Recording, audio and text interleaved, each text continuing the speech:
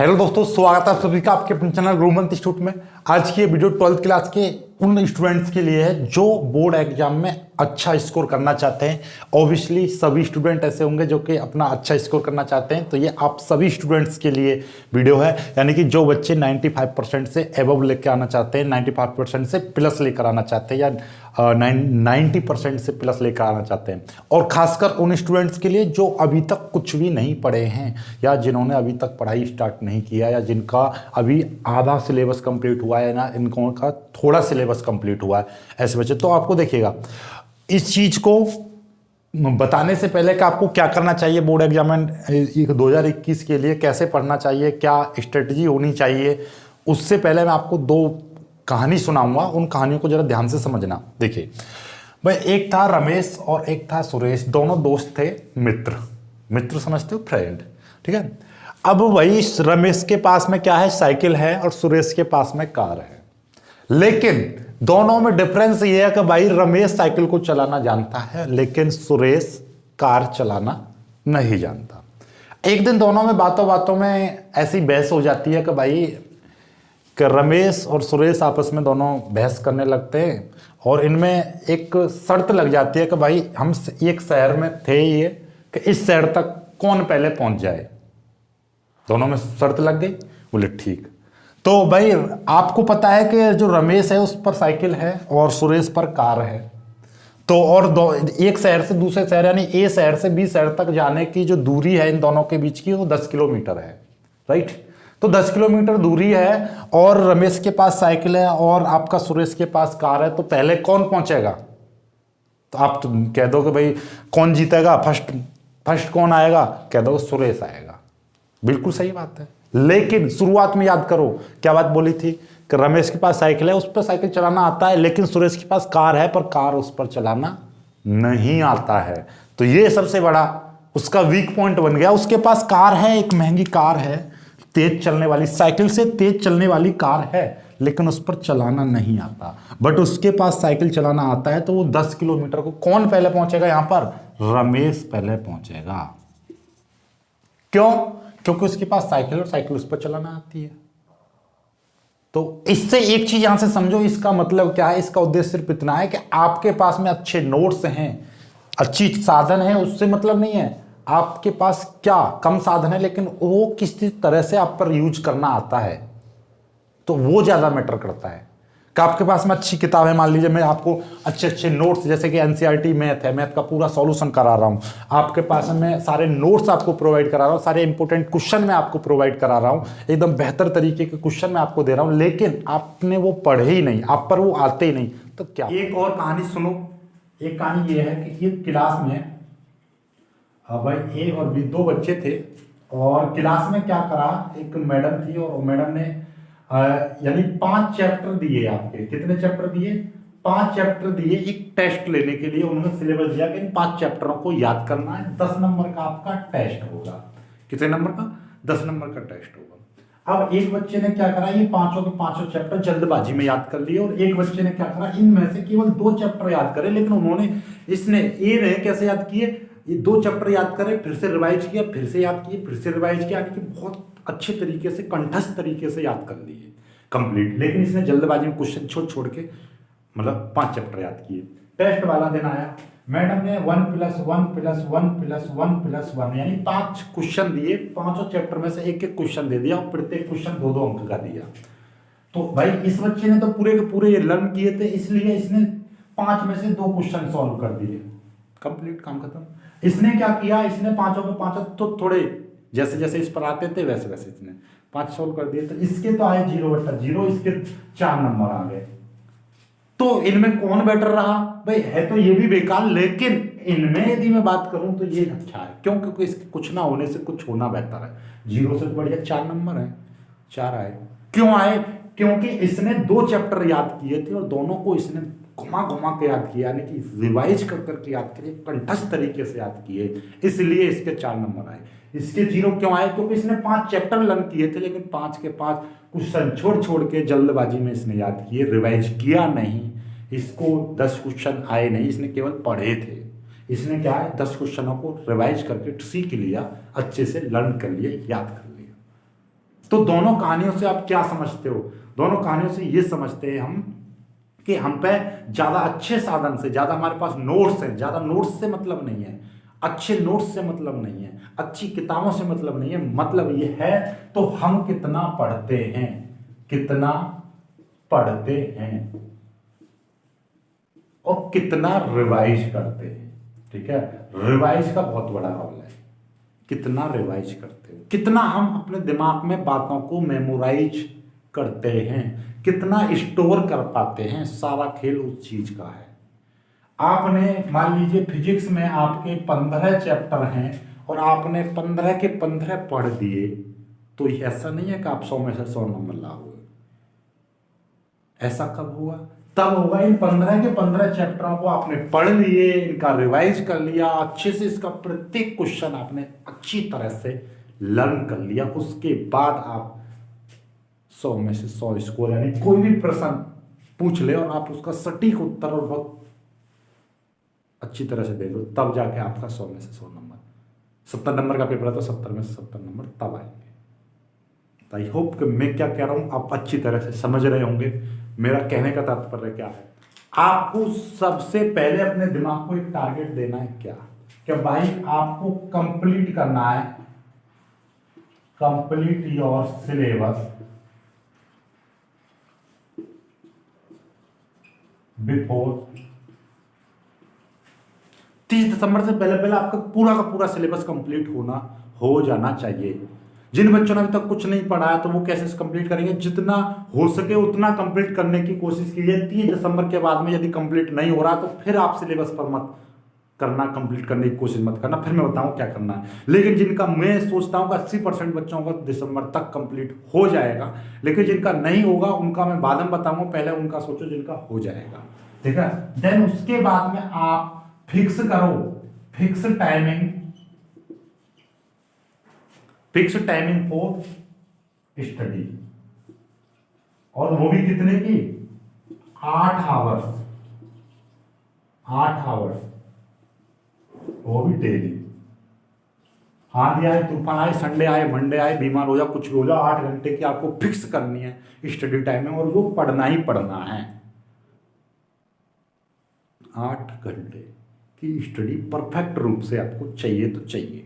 ठीक है, अब अगली बात, सैंपल पेपर्स। जैसे कि मान लीजिए ऐसा नहीं कि सभी बच्चे ऐसे नहीं होंगे कि जिन्होंने कुछ नहीं पढ़ा है, मैं तो ये मानता हूँ कुछ बच्चे ऐसे भी होंगे जिन्होंने कंप्लीट कर लिया। जैसे मान लीजिए मैं फिजिक्स की बात करूं, फिजिक्स में एक बुक प्लस दो बुक है, पहला पार्ट और दूसरा पार्ट, तो ऐसा लगभग मैं कहूंगा 90% बच्चों का लगभग पहला पार्ट तो कंप्लीट सभी का हो गया होगा। ठीक है, तो पहला पार्ट कंप्लीट हो गया तो आप सैंपल पेपर लगाने लगो, सैंपल पेपर्स लगाओ पहले। जितना कंप्लीट हो गया सिलेबस उतने, मतलब पूरा सैंपल पेपर उठाओ, जितना आप पर आ रहा है उतना कम करने की कोशिश करो, जितना आपका सिलेबस हो गया वहां तक करने की कोशिश करो। जैसे एक सैंपल पेपर में 20 क्वेश्चन है, 20 में से मान लीजिए फिजिक्स आपने 80% कंप्लीट कर लिया, एक पूरा भाग कर लिया, दूसरा आधा हो गया या दूसरा अभी स्टार्ट हुआ है, तो आप कितना करोगे उसमें से 20 क्वेश्चन में से? ऐसा तो नहीं है कि सारे के सारे क्वेश्चन पीछे वाले भाग में से आगे, नहीं, दोनों में से आएंगे।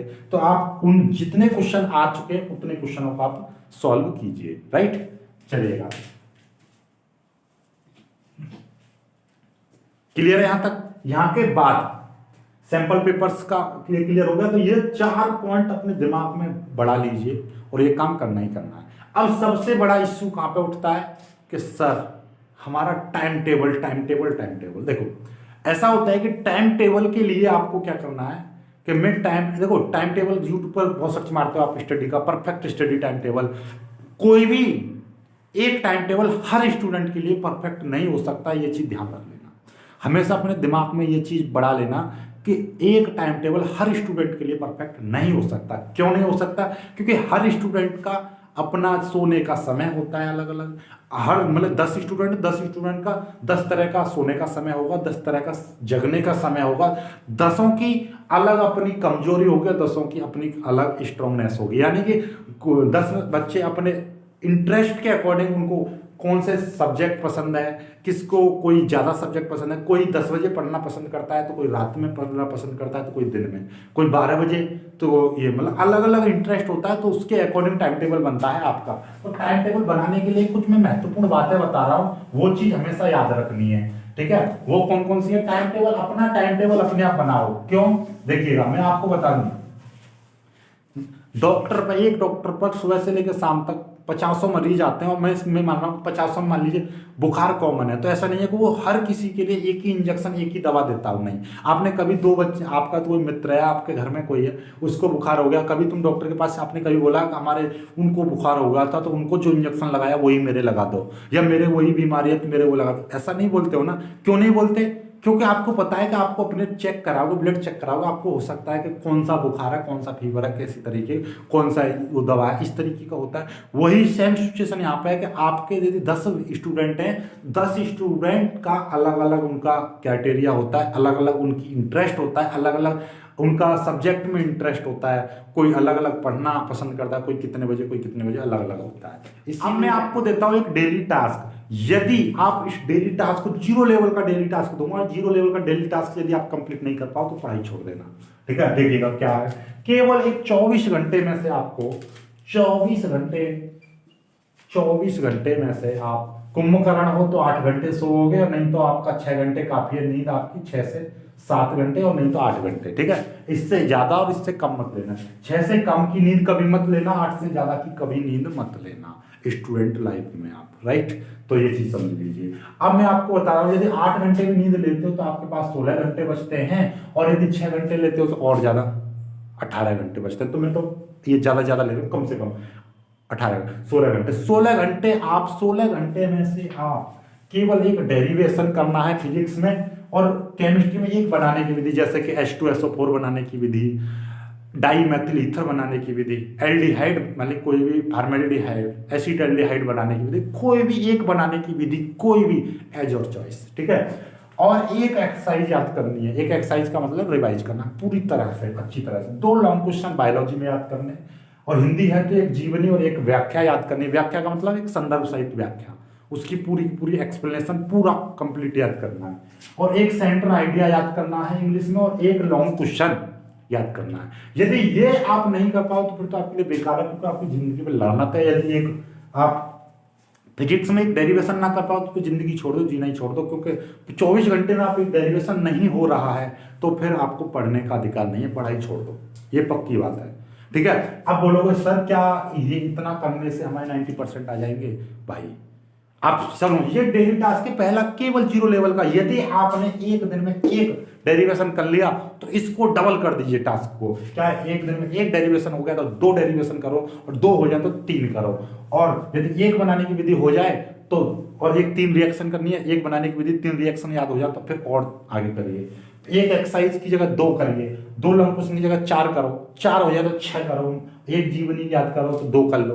मतलब क्या है, इसको बढ़ाते चले जाओ, पर अपने दिमाग को सिर्फ और सिर्फ ये बताओ कि दिमाग थोड़ा सा पागल होता है तो उसको क्या बताना है, केवल भाई दिमाग भाई आपको सिर्फ एक डेरिवेशन याद करना है, केवल एक। बोलोगे दिमाग कहेगा चल यार एक ही तो करना है 24 घंटे में, चल कर, एक कर लिया, ओके हो गया। उसके बाद में फिर उसको फिर दिमाग भाई एक और कर लो। इस तरीके से आप बताते चलो, उसको आगे करते रहो। एक बनाने की विधि, फिर एक और कर लो। तो आपके अंदर जितनी ज्यादा क्षमता है उतना करो, लेकिन शुरुआत में ज्यादा मतलब दिमाग पर ज्यादा प्रेशर क्रिएट नहीं करना है। पहले दिन आप मान लीजिए एक डेरिवेशन कर रहे हो तो अगले दिन उसमें प्लस एक डेरिवेशन, हमेशा प्लस प्लस चलो, प्लस कभी भी माइनस मत होना।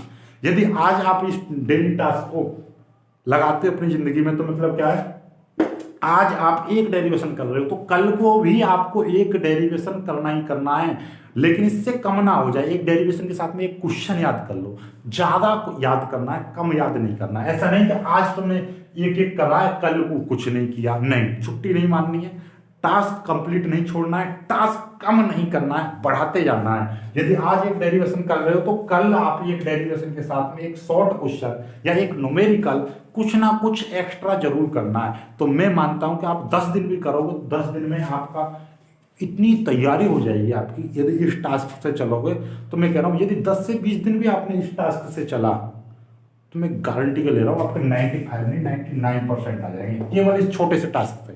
मैंने क्या बोला, प्लस करके चलो। आज यदि एक डेरिवेशन करते हो तो कल आपको एक डेरिवेशन के साथ में कुछ चीज बढ़ानी जरूर है फिजिक्स में। एक डेरिवेशन एक क्वेश्चन, एक डेरिवेशन एक न्यूमेरिकल, ऐसे ही एक बनाने की विधि कर रहे हो, 3 रिएक्शन कर रहे हो तो कल 4 रिएक्शन करो। एक बनाने की विधि के साथ में कुछ और याद करो एक्स्ट्रा।